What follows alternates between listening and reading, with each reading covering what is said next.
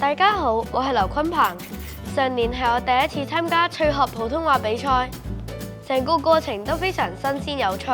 呢個平台俾咗我哋澳門嘅學生一個非常好嘅機會，讓我哋可以喺非常有趣嘅過程中提升水平、擴闊視野。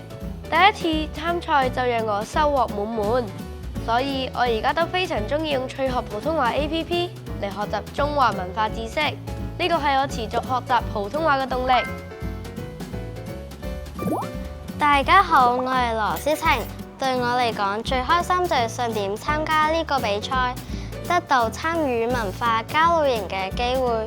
透過呢一次機會，可以同粵港澳三地嘅同學聚埋一齊，大家用普通話嚟交流，分享彼此嘅生活，仲可以認識埋好多新朋友添。